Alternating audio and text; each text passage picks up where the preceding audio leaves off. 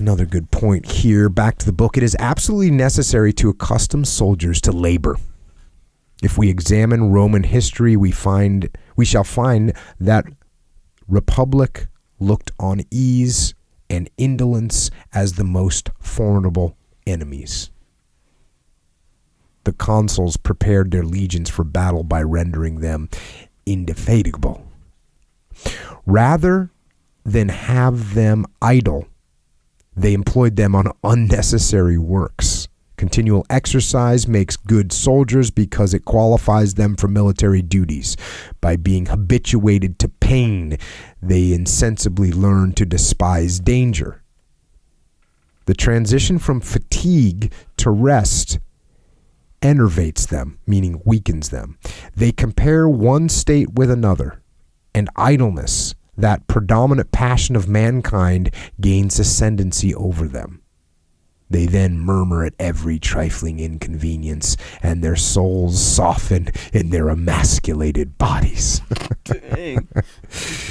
Yeah, so what he's saying is, people get used to the soft ways. People get used to the easy life. And if you let them get used to it, like you when you want to do something hard, when it's time to do something hard, you're not ready for it. Yep. Every minute that Charlie's out in the bush getting stronger. Every night I'm spending in this hotel, it's Apocalypse Now. Every night I'm sitting in this hotel getting softer. Every night Charlie's out in the bush getting stronger. That's what he's talking about here. Yep. That's what he's talking about. But now, do I agree with having people do unnecessary works? No, I don't, because people see right through that, and you're just being stupid and taking. They're going to see that. They're going to say, why are we doing this? Dig the hole, fill it back up. Dig the hole, fill it back up. No, don't do that. But you know what we're going to do? Training exercise. We're going to do training exercise. We're going to get stronger. We're going to dig a hole. We're going to put, set it up for a perimeter. Then we're going to move to another situation as if we have to back away or collapse our perimeter. Because when you collapse a perimeter, you got to fill that hole back in. Otherwise, when the enemy comes attack you, they use it. Yeah. So you got to fill that hole back in. So let's run a real drill. Yeah. And by the way, let's make it into a little contest and see how fast we can dig in. And then once we get it dug in, we're going to set up. We're going to see how fast we can collapse it, get it filled back in. We're doing it. And at the end of it, we're going to give out some prizes and have a beer. Yeah. Right? That's a good tactic, by the way, like to make a, whether it be a game or basically make it, you totally Where's Jay gamify. Charles? Gamify. Yeah. Jay Charles wants to gamify. Gamification. Like if you're moving, when you're moving your house or whatever. Yeah. And how fast can I get this stuff packed up? Yeah, or let me use it as a little workout, little Metcon. Okay. We got to move all these boxes upstairs, 2 floors, whatever. Yep. Let me use it as a workout. It kind of makes it more enjoyable as well. Does. But at the same time, you get the results of a little workout right there. Here, let me ask you this about that. When you said you didn't agree with the unnecessary works. So what about like push-ups as punishment, for example, or exercise? That's an interesting one because I think like with kids, if you make burpees a punishment, they don't like burpees. Like them. Yeah. If you make it a reward, they like them, and you're better off. Exactly right. Yeah, I agree. I do that, by the way. Yeah, that's good. You make it a reward. Yeah, you allow. Only the cool people do burpees. Yeah. That's what they see dad doing burpees, dad doing these whatever exercises, whatever. Only cool people do it. I kind of push hard on that too, but it's unfair. But no, the question is though, in the military, not kids. No, calisthenics are definitely punishment in the military. Yeah, straight up. And it's not until you transition out of the boot camp scenarios that you get away from that. Now, in the SEAL teams, like you don't do calisthenics as punishment. I will say that if you mess up, like for instance, when I was running training, if the guys performed poorly, they were going to have more downed men. Again, this is training. I'm talking about fake downed men, but they're going to have more men that couldn't walk. That's more men that have to be carried. Mm-hmm. That's punishment in its own right. That's a punishment. That's a punishment. When I was running a communications course, when I was a younger enlisted SEAL, if you missed a communications window, you had to walk a longer distance. Mm-hmm.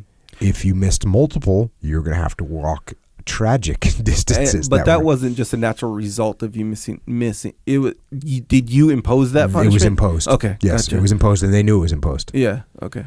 So you if you miss in the SEAL teams, if you miss the extraction point with a boat's coming to pick you up after a dive, well, now you got to swim to the new pickup point. And guess what? The new pickup point isn't close. Yeah. Because you've compromised now. You're above the surface. You need to get away. Yeah. And so that means you got to swim an extra, maybe it's an extra hour of surface swimming with a rig on, which is not fun, by the way. No, it doesn't sound fun. Yeah, because you can't. You're not just having fun, right? It's called turtlebacking. You're laying on your back because it's really awkward. It's comfortable to dive with our dive rig. We have a dive rig it's called a rebreather, and it goes on your chest, and it's small. It's not tiny. It's closed circuit. It's closed circuit. Yeah, look at you, big time. So it's a closed circuit dive rig, but when it runs out, doesn't work anymore. Yeah. So you have to swim.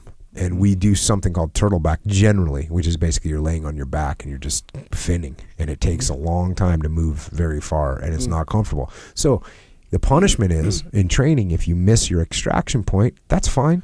You just got to swim to the alternate extraction point. Sure. The alternate extraction point is not going to be close by because you screwed up. Yeah. Same thing with if you miss your helicopter extraction because you took too long on target and you got bogged down and it took you a long time to move all these down people. It happens. We understand that. Yeah. But now you have to walk to the secondary extraction point, which happens to be 6 kilometers up a hill. Yeah. See, but that's to me, and this is me thinking 10 seconds about it. That seems like that makes perfect sense. In fact, that seems like a cool little strategy because in real life, that's how it works. You miss the bus, you ride the bus to school. You miss the bus, you're walking to school or riding your bike, whatever. It's kind of that thing. That's how life deals it to you a lot of the time. Like these types of things, like what you're saying. Yeah. But let's say, hey, your shoes aren't shined or whatever. I don't know. Aren't shined. Give me 50 push-ups. Yeah, no, they don't do that. Well, they don't do it in the SEAL teams. They definitely do it in the Army. They definitely do it in the Rangers. The Rangers, they're dropping down all the time. Right. But no, we don't do that. So that's the question, though. Do you agree with that, or do you even think about that kind of stuff? I don't think about that kind of stuff. Yeah, I think I would say that I would not do it when I was in a military leadership position, just because I would rather. I don't know. Yeah, it's weird. It feels like it, you're. It makes sense when I know that the Army runs it that way. It makes sense. And by the way, when the Army does it, and I shouldn't even say anything else about the way the Army does it because I don't know exactly how they implement that strategy. So next time we have Tim Kennedy on, we'll get him to give us a full debrief on that. Or we'll get another Ranger on here to give us a full debrief on that. Here's something. So I was watching the show. It was this random show. Me and my wife, before we were married, when we were just dating, whatever, we'd watch these random shows, and it was a kind of like a reality show, kind of like a competition show, but it was, I think, Army. Like you grab regular people, put them in an Army scenario, you give them missions, and it's like because they have a Ranger, they have a best Ranger every year. They have a best Ranger competition, which is a really hardcore competition. Yeah. Well, it's it's a lot like the FTX, a lot like that, but it's a whole you're there for like a month or whatever. Right.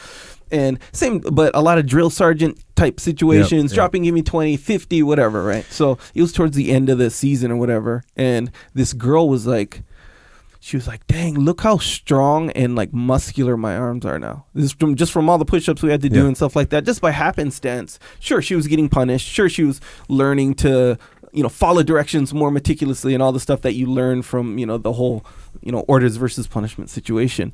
But as kind of a byproduct, if you will, she has some physical strength now, Yeah. I wonder if that has something to do with it. Well, no, definitely. You're definitely making people stronger. There's no doubt about it. Yeah. And that's all positive for sure. Yeah. Yeah, there's no doubt. The great byproduct of calisthenics as punishment is you get stronger. Yeah. But like in the SEALs, it's weird. It's not a thing. Yeah. It's not a thing. Like, hey, you're going to drop down and give me 50. Like that literally, I never saw that happen a single. It might have happened with new guys sometimes. Like occasionally like a new guy that you're not getting through to him. Okay, guess what? But even with new guys, if you really want to get through to a new guy, what you want them to be good at is tactics, not push-ups. People in the teams, you're supposed to do push-ups on your own, man.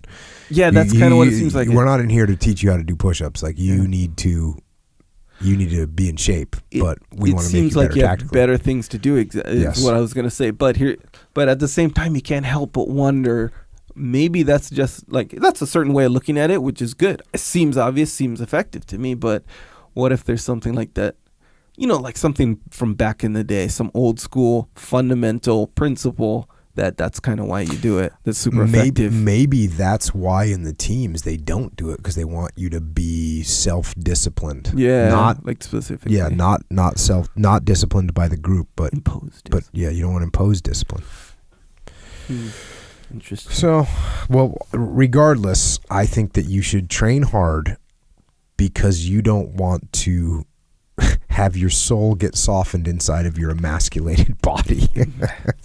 That just sounds like something I don't want to be a part of. So I'll keep training.